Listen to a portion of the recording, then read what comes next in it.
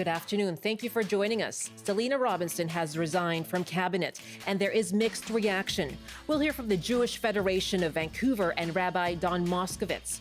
Now, in the fallout, there has been much talk of building bridges over the deep divisions over the war in the Middle East. What do you think is needed to do that? We'll take your calls. After 12:30, CBC reporter Erica Johnson was baited by a romance scammer. Instead, she reported on it. We're asking what makes people vulnerable to romance scams and how do you avoid them? I'm Michelle Eliot. Welcome to BC Today.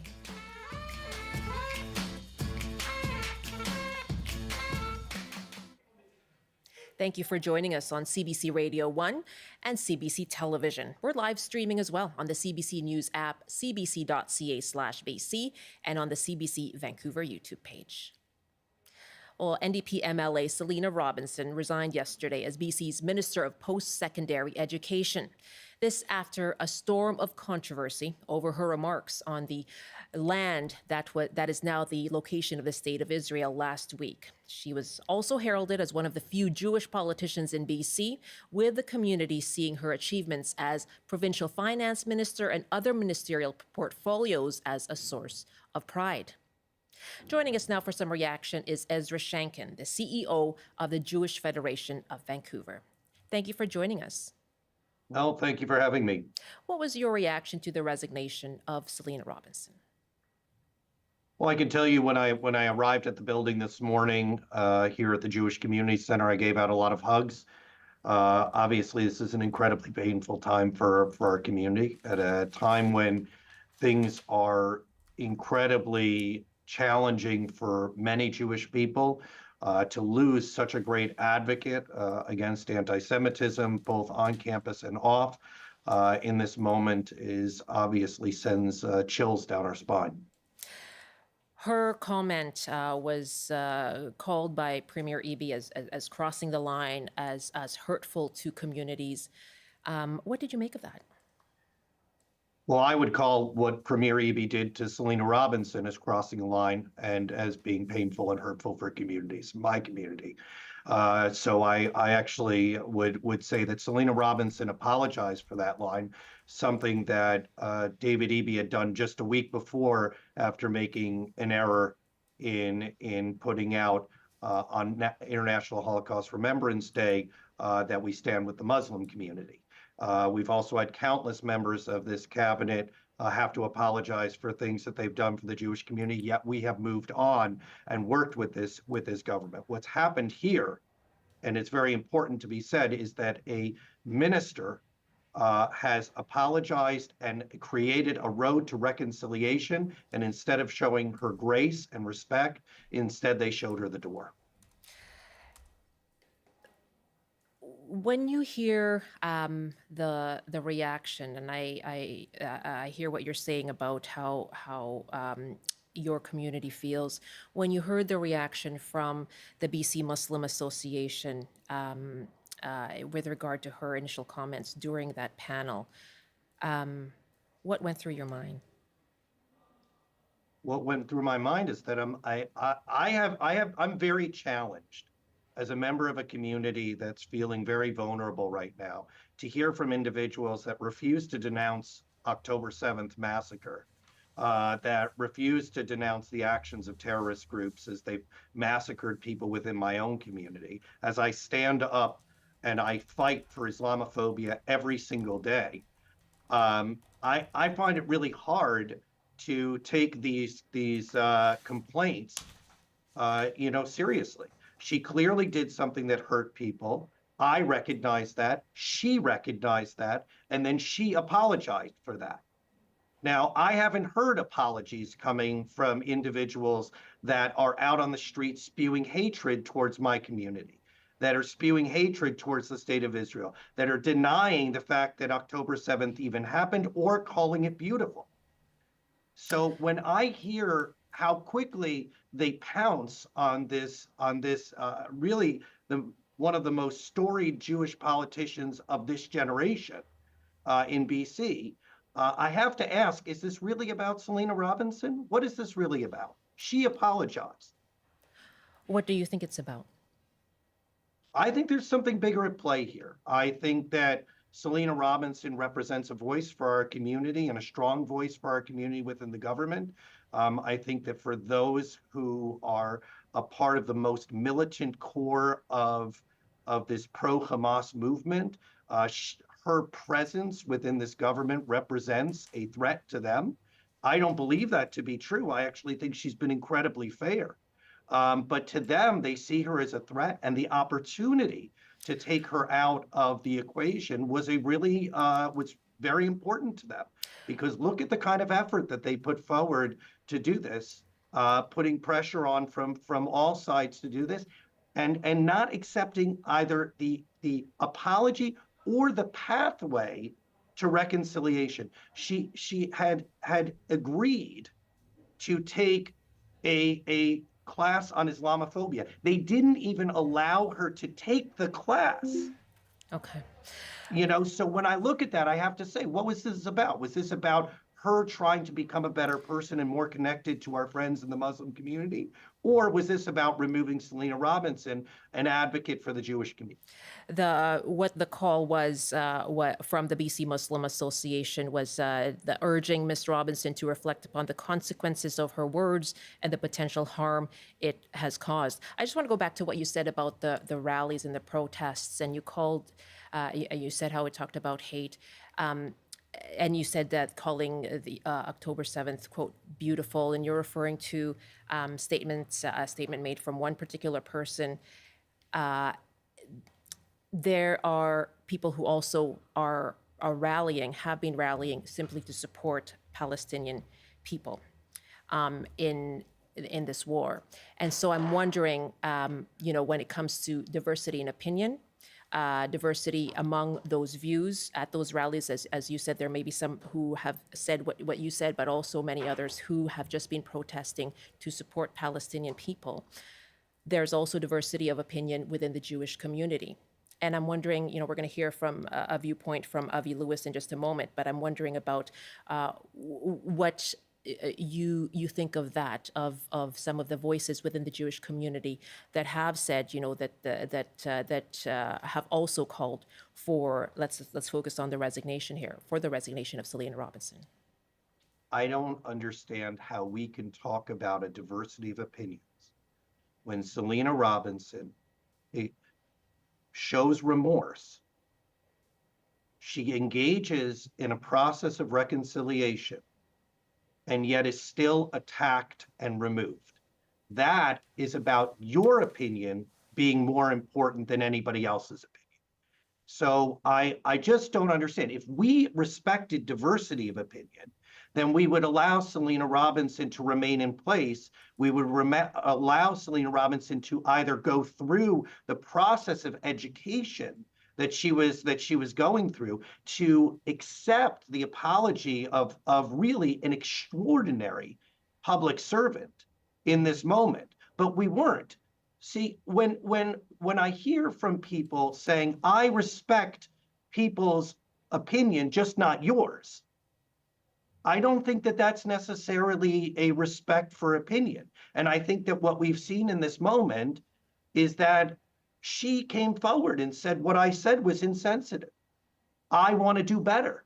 And they said, no, you resign, and now you should be out of caucus, and then we'll vandalize your office the day after this happens. So I don't stand with people who act that way. I stand with people who show grace, who show care, who show love in these moments, and who embrace people like Selina Robinson and say, let's talk, because we want to. And we need to dialogue, but we can't build bridges if we're just silencing and exiting people after they show remorse and their ability to work together. Okay, and from what I understand, just to be clear here, there were some mosques who called for her resignation. Others, though, the BC Muslim Association simply requested that she retract her statements and take the opportunity to engage in a constructive dialogue with the Muslim community, just to make those distinctions there. Sure. And I'll just play a clip here from a professor and member of the Jewish Faculty Association, Avi Lewis, who spoke on the early edition this morning. This is a historic moment. I believe it's the first time in North American political history when a senior member of a government has paid the ultimate political price for anti-Palestinian racism. And Selina's resignation, as we saw over the weekend, was the result of an upwelling of community outrage, but also a lot of grassroots organizing, letters and protests and statements and more, all in the context of an ongoing genocide in Gaza and a movement that has been protesting it vigorously on the streets since day one and is still in the streets and active. On a personal level, Selina and I are both Jewish New Democrats. I actually ran federally, not provincially, but we are at the opposite ends of the wide spectrum of views in the Jewish community, and there is a diversity of Jewish opinions on Israel-Palestine. That said, I don't celebrate anyone getting fired, particularly in the context of post-secondary education, of which she was minister. We need more freedom of speech, not less. There are already too many people who have been losing their jobs because of opinions that they hold publicly, though so far, that's almost exclusively been for expressing solidarity with Palestinians, who once again are being killed indiscriminately day after day for 123 days now. What's your response to that? Well, I don't know how we respond to that. Avi Lewis represents the farthest of the spectrum. He even said it within our community. I'm pro-Palestinian. I believe in Palestinian self-determination. I believe in safety and security for Palestinians. But the fact that he would flippantly say that he didn't celebrate her firing while asking for her firing shows me that he's not even in touch with what he's talking about. These are people turning on each other. I don't believe in that. I believe in us coming together, having meaningful, constructive dialogue, having grace and having care and having love for one another. This is not historic. This is ridiculous. She should never have been done. And if you watch the video, which I did multiple times, I'm not sure about where he's coming from on this being the penultimate of the success of the pro-Palestinian movement. I think penultimate is the fact that she wants to come to the table, dialogue, understand that a minister wants to do that and wants to get better and wants to understand the issue at a deeper level. She's not the enemy. She's a friend. He even said it. They're fellow New Democratic Party members. She is here putting her heart out on the table as a Canadian and as a politician. And she's saying, I want to be out there and I want to dialogue with you. And we say no. We say no. That's success. Let's silence her. She has said what Premier Eby has said is that she will do the work now to meet with people in person and to address the harm that has been caused in those communities. Let me just say this. If that's what Premier Eby is saying, then I will say to my friend Premier Eby, I will say it straight out. Let her do the work and reinstate her. Reinstate her. Let her do the work and then reinstate her. Make that statement. Show strength in this moment. Say, I understand that what she said was painful, but we all have moments. Okay. And here's the deal. She's going to do the work, and then we're going to put her back in her job so that she can go out and continue to do the great job that she's been doing. What is the work you think that is needed by everybody? We heard you talk about a need for unity. Premier Eby, everybody has talked about this need to build bridges, and I really just want to get to that. There are differing opinions, clearly a lot of pain in these communities. But what is needed to actually come to the table here in BC? I think that the first thing we have to do is agree to dialogue with each other instead of silence each other. And I am absolutely, and we have to learn at the end of the day how to apologize. I think that actually what Selina Robinson did is exactly what we need to start doing. I love Avi Lewis, but you're never going to hear him apologize for anything. He is very sure about what he has to say. And I appreciate that. And he's a member of our Jewish communal family, and I love him for it. But I want to say that Selina Robinson modeled actually what we're supposed to do in moments when we say something that isn't coming out right, that we apologize for that we say that we want a dialogue around that we get together and we talk instead of attacking each other with such ferocity that a person can't even stay in their job. So when I look at this and I say, well, we want dialogue, we want to be heard, and we want all these things, but we don't want this person in here. I When don't know how we get to next by not accepting people's apologies and their remorse. And I will for accept apologies and remorse. for public figures, is there a different sense of accountability? In what way? Well, that is what, for example, Premier Eby and what the BC Muslim Association was referring to. You know, people that are in, and our guest yesterday as well, for people who are in, in public office, that there is an expectation to be careful with your words. And you've I talked think about an that there apology, have but been, what about accountability? all I can say is that there have been countless ministers within this government who have made mistakes. The premier himself made a mistake just a week before. Okay? It's not about should politicians be held to a higher standard. It's should there be an equality of opportunity given to our public officials to make amends for those mistakes. Should we quickly be removing people, or should we be educating and working with people? Should we allow people to apologize and be remorseful, or should we say no, we're done with them? This is not the first politician to make a mistake, and it's surely not going to be the last one. And it's not the first politician that's made a mistake around what's going on in this in a very challenging situation. And so when I look at that and I say, if we're going to allow some politicians to make mistakes, make an apology, and move on, and when it has to do with one group of people, but when it has to do with another group of people, they can't apologize and they have to go, I don't understand how that works. Mr. Shanken, I very much appreciate your joining us this afternoon. Thank you for your time. That's absolutely my pleasure. I'll always be here to stand up for what's right. Ezra Shanken is the CEO of the Jewish Federation of Vancouver. It's now 12:23, 1:23 in the Mountain Time Zone. This is BC Today. We got a lot of emails on this yesterday on the program, too. Susan wrote, Robinson's flippant and ignorant statements are an embarrassment for the party, post-secondary institutions, the province, and the country, and are extremely hurtful towards Palestinians and disrespectful to the memory of those who have been killed. Squire wrote, I am Healthsick and majored in Indigenous Studies. Robinson has been weaponizing Indigenous epistemology. It's abhorrent. We need a minister who truly believes in reconciliation and decolonization initiatives, not a leader who uses Indigenous thought as a weapon to cause further colonial violence. Philip wrote, the truth is Selina Robinson's comments have at least some historical fact. Much of the land in Palestine prior to 1948 was devoted to traditional agriculture and grazing, but huge swaths of desert and swampland were undeveloped. It was Jewish Europeans who purchased much of the barren land and put in place infrastructure development.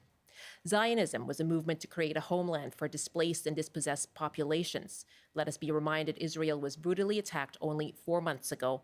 Thousands of its citizens are dead, wounded, or captive, and over 200,000 Israelis cannot return to their homes until the threats of their neighboring territories are somehow dealt with. And David wrote, our country is polarized. Nobody feels safe right now. Jews, Muslims, and others. The need to seek peace is imperative. However, the remarks by Minister Robinson were taken out of context. It's being used to incite further violence, fighting, and hostility between British Columbians. Jews across Canada and in Vancouver have suffered severe increases in anti-Semitism. Thank you for your emails. bctoday@cbc.ca.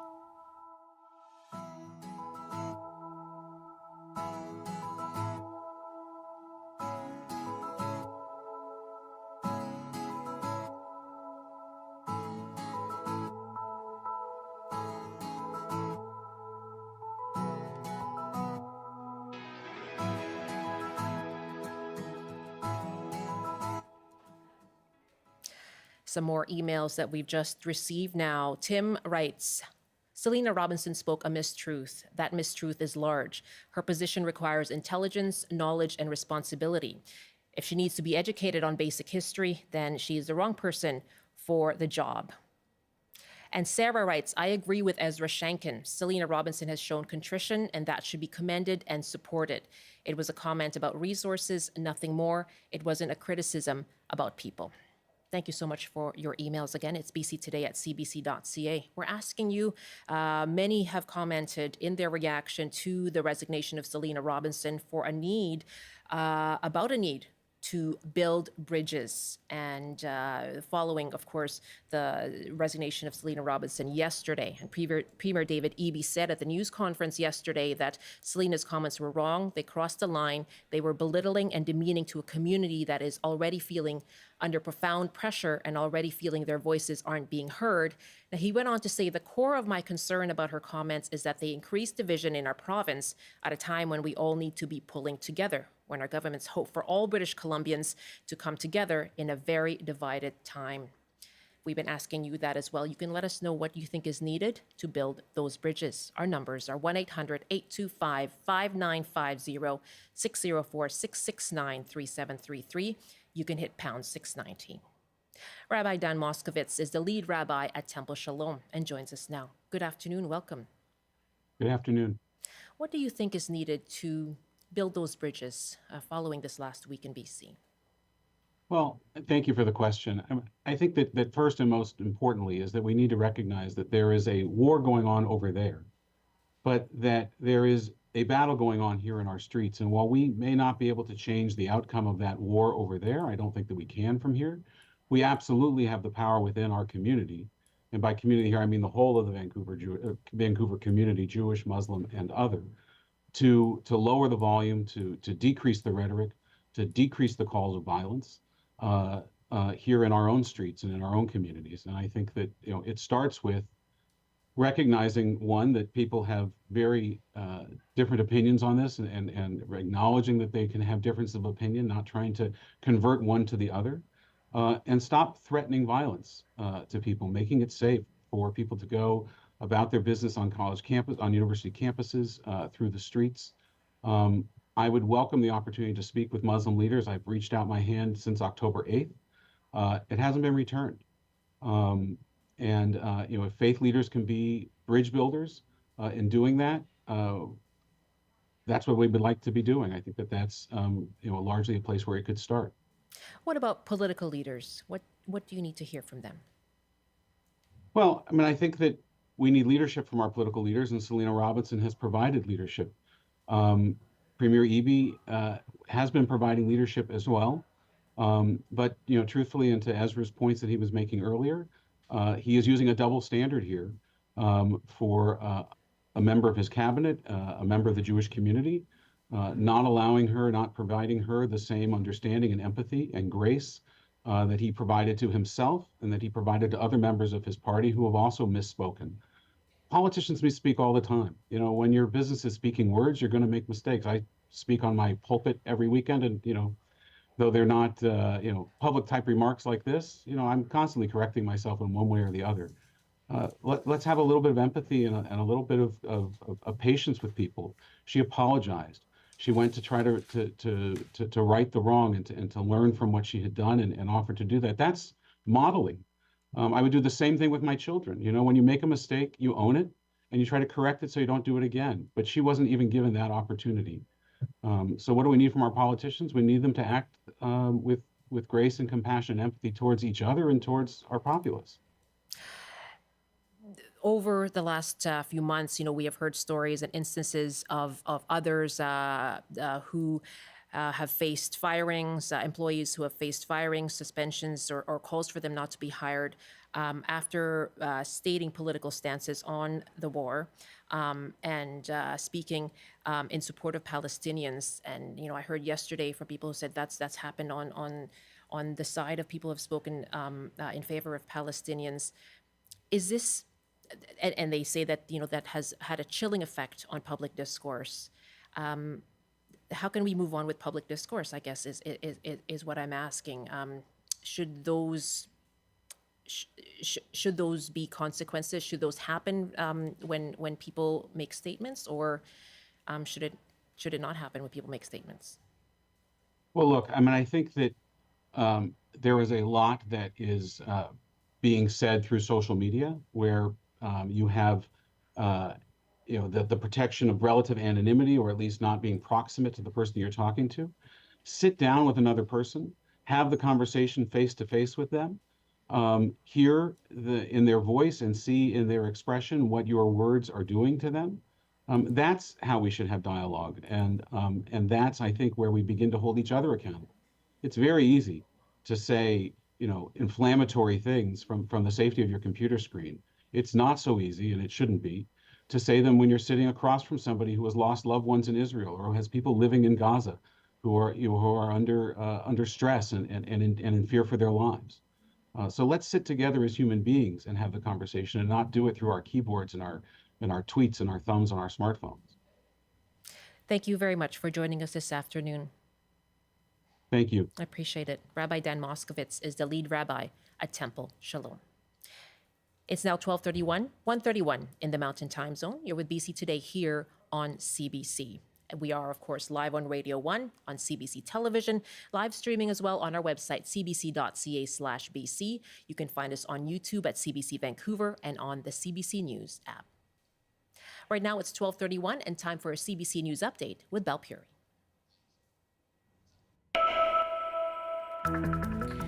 Good afternoon, I'm Zara Premji. The Atira Women's Resource Society says it supports all of the recommendations from a coroner's inquest into a double fatal fire at a supportive housing building in Vancouver almost 2 years ago. Atira operated the building. The jury recommended stopping public funding for single-room occupancy hotels in privately owned buildings. Atira says it is increasingly clear that the province should prioritize purpose-built housing and other long-term solutions.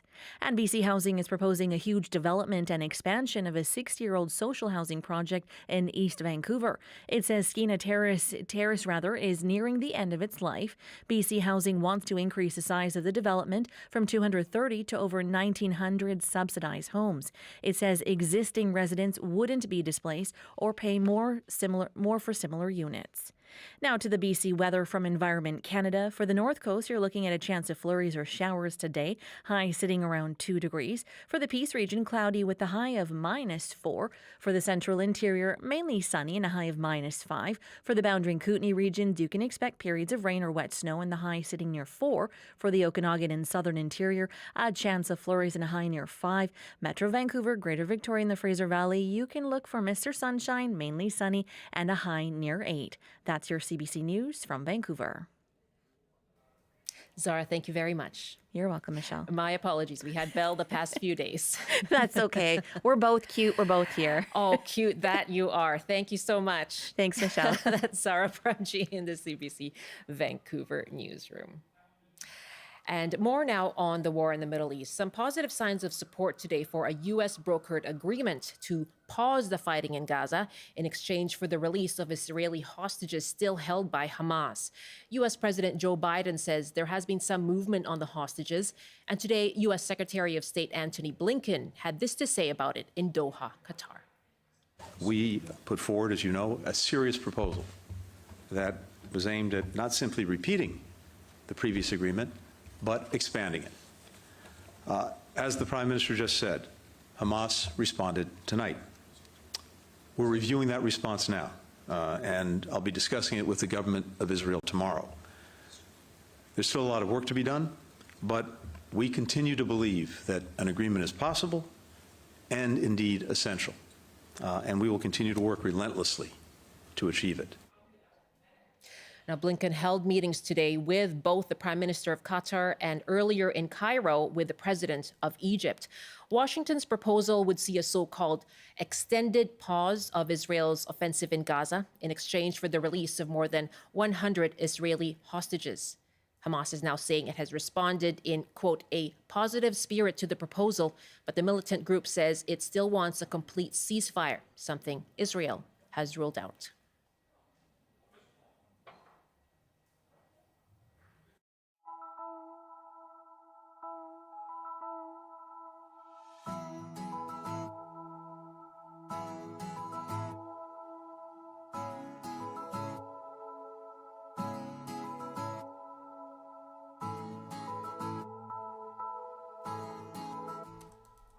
It's 12:35, 1:35 now in the Mountain time zone. A couple more emails that we've gotten in response to our question, taking your reaction to the resignation of Selina Robinson from Cabinet. Kyla writes, I agree with the resignation, though no doubt it was a painful and difficult situation. However, in this current political climate in Gaza, there is no space for comments which reflect the views she expressed. And a tweet from Premier David Eby. Just in the past few moments, Selina Robinson's office was vandalized last night, which included hateful messages. This is wrong. Peaceful protest cannot include spreading hate. Thank you again for your emails. You can keep sending them to us, bctoday@cbc.ca, and we will continue to follow the news about Selina Robinson's office. Again, was vandalized last night, according to the Premier, that he stated in a tweet just a few moments ago. You can hear more about that and see more on it throughout the day here on CBC. It is now 12:36, 1:36 in the Mountain Time Zone. Now, for the rest of our program here, we're going to talk about something that has actually become quite common. We're a week away from Valentine's Day, and many turn to online dating. And there are those out there who are strangers who reach out and send messages on social media, or perhaps they're meeting people online. Unfortunately, all that time we now spend online has made it easier for scammers to find their prey. Romance scams have grown in recent years, according to the Better Business Bureau. Well, CBC's Go Public reporter Erica Johnson herself got a suspicious message on Instagram from someone claiming to be enamored. She knew he wasn't the real deal and was able to turn it into a Go Public investigation. Erica will join us in a moment, along with the Better Business Bureau. And we're asking you, what makes people vulnerable to these romance scams? What do you think of them? Have you seen some red flags yourself? You can call us 1-800-825-5950. 604-669-3733. You can also hit pound 690 on your cell phone. You can email us, bctoday@cbc.ca. And Erica Johnson joins me now, along with Nisha Hoti, who speaks for the Better Business Bureau serving the mainland of British Columbia. Hello to you both. Hi there, Michelle. Erica, it's a pretty wild story that you reported on this week for Go Public, and it all started out with this message that you got on Instagram.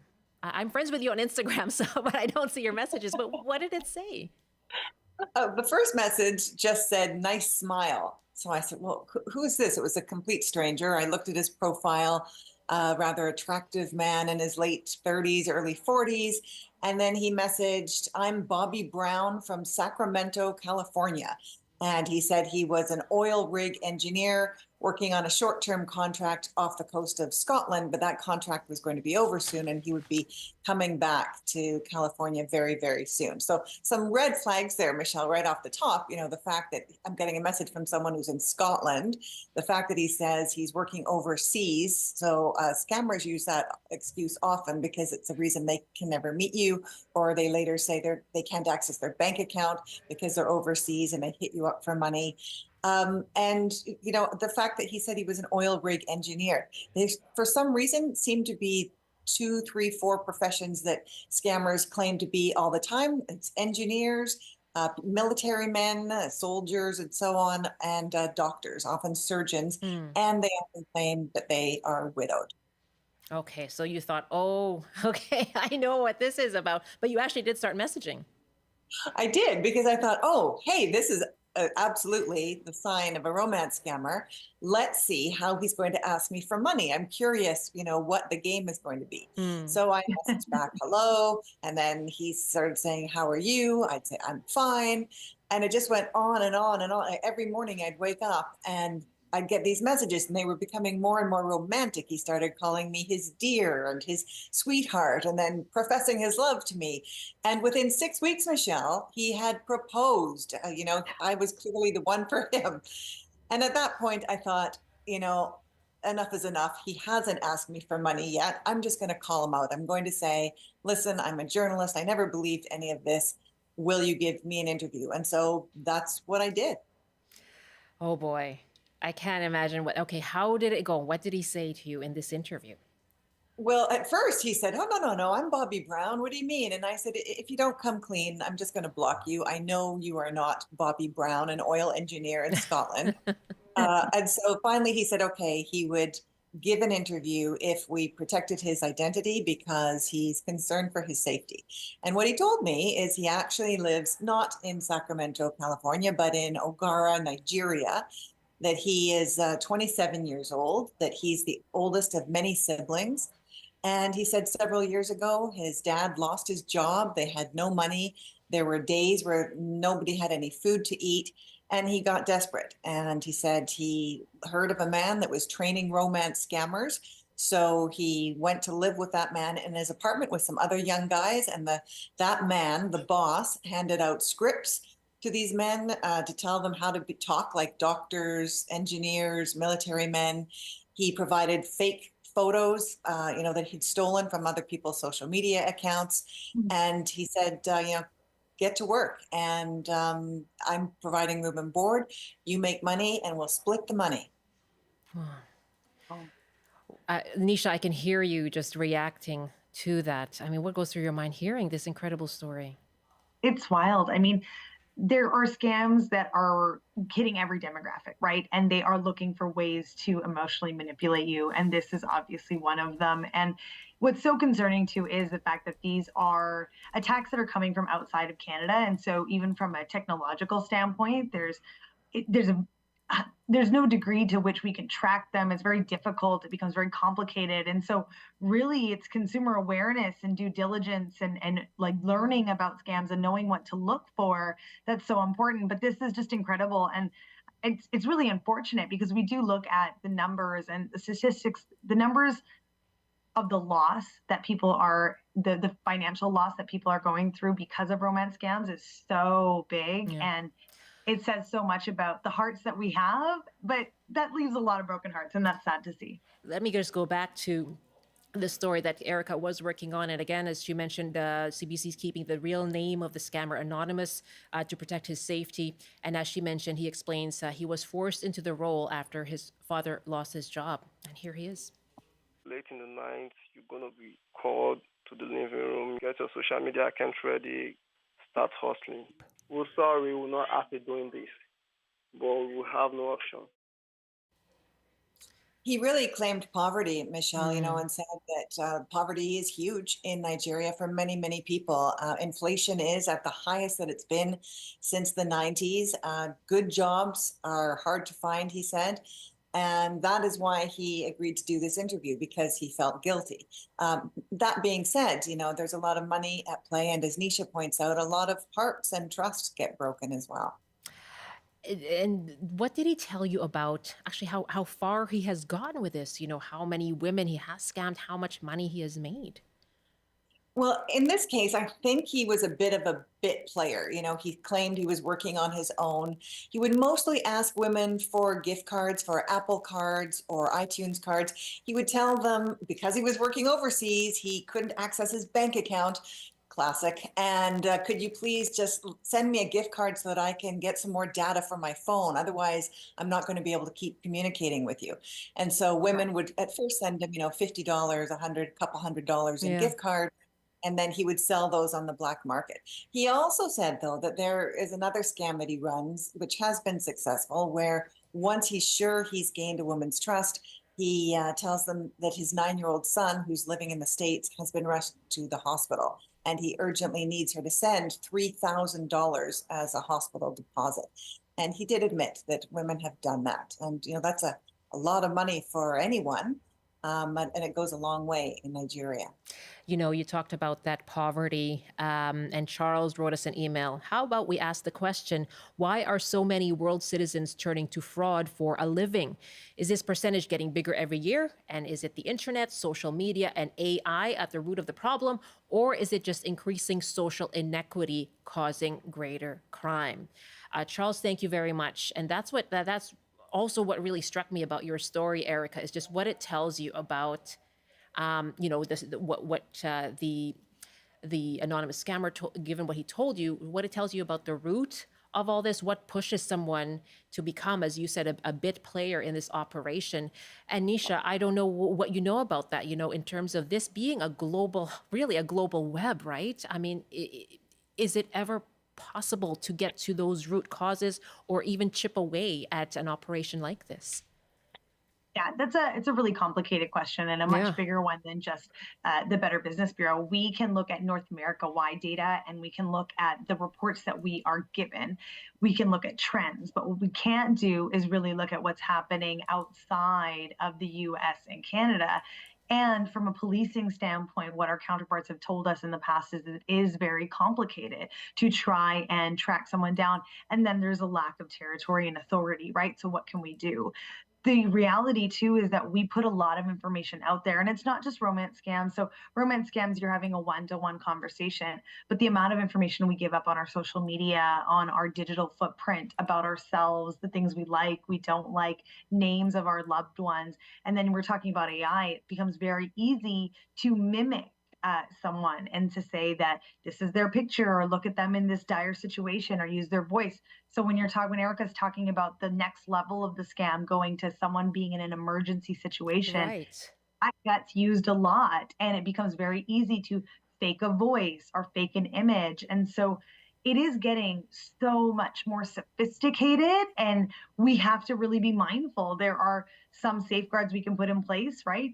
Passwords with your family and friends, etc. But then in a romance scam, it's a whole different level because you are really using emotional manipulation, right? This is about impersonating the type of personality or character and picking up cues and being that perfect person for someone. And then you don't want to let them down, right? You're entirely caught into that moment, and they're betting on that. Yeah.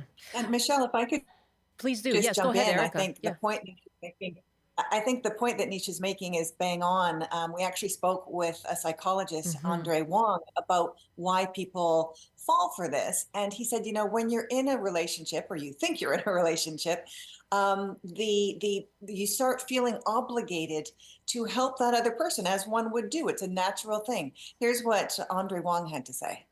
Motivated reasoning is what we behavioral scientists and social psychologists call the process by which we process information in a way that seek to confirm our beliefs. So we want something to be true. We tend to put more weight onto evidence in our minds that support our sense of reality, and we're more likely to disregard evidence pointing to the contrary. So we're trying to construct a social reality that conforms to what we want it to be. If we feel that we desperately want something to be true, that might be a good time to take a step back, cool off, and consider the interactions that you're engaging in. Wow. And so, it's easy for us to sort of, as listeners and viewers, to say, I would never send money.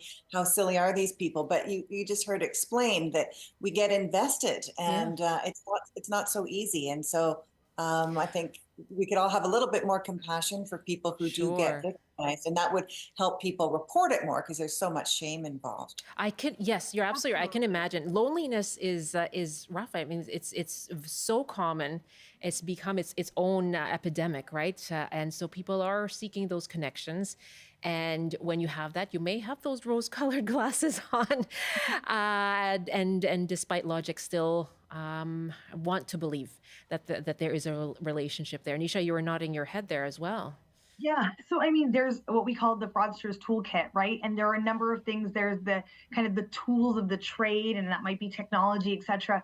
But then there's other things, right? Creating a sense of urgency. So like, I have to do it now. I have to send it. I only have 24 hours, or they're going to give the room up, or someone's in trouble. So that's the one feeling. There's the emotional manipulation, which we've talked about, right? There's threats, the threat of something. It doesn't have to be that they're threatening you. It's a threat on them. And so these types of tools are being used against us, essentially, right? And that's really concerning. And then going to Erica's point around the shame of it, people don't want to talk about it. People don't share their stories. And so that's why a conversation like this is so important, because we feel so embarrassed that we don't want to say this happened to us. But as I said, scams are hitting everyone of every age, every demographic, and they're just different ones. They're tailored specifically to what matters to you. So if you find someone who's lonely and vulnerable, you're going to use a romance scam. You find an elderly person who's thinking about their grandkids, maybe you're running a grandparent scam. they're all finding a way to find your vulnerability. And so what I can say about that, once they found your vulnerability, is that awareness. So just as the psychologist said, is stepping back and doing your due diligence. We call it taking 5, whether it's taking 5 minutes, 5 hours, 5 days. Take some time to regroup and think about it logically and do your due diligence. And then if something does happen, please report it, right? Reporting it to the police, reporting it to the Better Business Bureau, Scam Tracker Tool, the Canadian Anti-Fraud Center, just so that we can protect the next person who might go into a situation like this. Okay, so that would be the recourse then that you would have. Yeah, absolutely. What you said about they target what matters to you. That really resonates with me, because when someone is after that, it really speaks to what matters to you. It's very hard, I can imagine, right, to put up a defense against that. And so when you talk about no shame, that's because something that was really important to you, or an emotion that you had that mattered to you was taken advantage of. We want to hear from our listeners on this. If you have seen signs of a romance scam, what is it that you think makes them so much more common these days? We'd love to hear from you. 1-800-825-5950, 604-669-3733. My guests are Erica Johnson, CBC's Go Public reporter, and Nisha Hoti, who speaks for the Better Business Bureau serving mainland BC. Elizabeth is joining us from Vernon. Hi, Elizabeth. Hi. Yes. What have you seen or observed out there online? It's just really hard nowadays to lock down your social media profiles. Like, you can go as far as to hide your friends, but you really have to take a step further to even hide any posts that you have showing. You have to hide the likes, because they could just click that and see who's liked or loved or whatever reaction, and find your friends that way to impersonate you. Or if they can comment on your posts, they can say, hey, it's so lovely to talk to you. I don't want to disturb you though, but I would really love to be your friend. And I see people impersonating military personnel, and it's the same, kind of just the same comments all the time. Yeah, you've seen these comments yourself, Elizabeth. Oh yes, yeah, constantly. Wow. Go ahead. I worry about people close to me falling for it. And I've enjoyed in the past watching TV shows like MTV's Catfish that has had really great coverage on it. And there's a YouTube channel called Catfish, and they showed these poor people being taken advantage of in these scams, where these people are giving away all of their savings. These people are selling their houses when they fall victim to these scams. And it's has been said, it's usually people in Africa, overseas, that are running these scams. And I'm sorry that I jumped in. I think you were saying that you have tried to report these comments that you received? Oh yes. What happens? Even some of my just not on the same level as deep of a scam, but I have friends or family friends that have had their accounts impersonated, and all of their friends are added, and then they try to get your friends in and on whatever. Yeah. Oh my goodness, you really have to be on your toes, don't you? Oh yes. Oh my gosh, Elizabeth, thank you so much. So great to hear from you. No problem. Thank you. Take care. That You too. the show that she referenced was MTV's Catfish, and the YouTube channel she mentioned actually has more than 1,000 videos, so a lot of stories out there. Perhaps Nisha, why don't you explain to us what the term catfish, first of all, for people who don't know?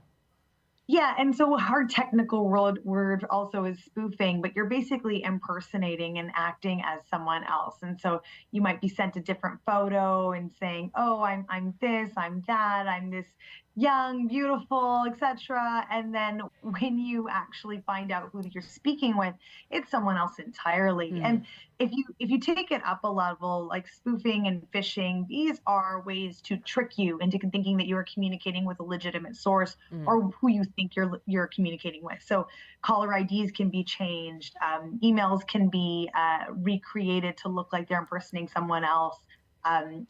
I was just earlier talking to someone else about a scam where the police showed up at the door, or the fake police, someone dressed as the police. Oh, no. And so in these cases, you're talking to someone and you think you're talking to someone. That same group of fraudsters in Nigeria could be pretending to be male, female, young, old, all sorts of things. And so I think it's really important, again, for us to have our guard up when you haven't met someone in person, when you don't have the ability to know for sure.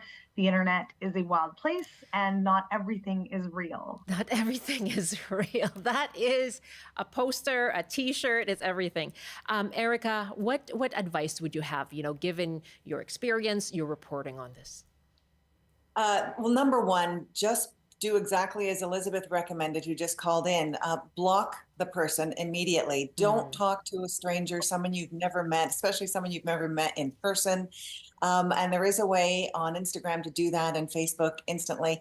She makes a great point that if you have an open social media source, they can not only reach out to you, they can steal your pictures and use them to try to scam other people.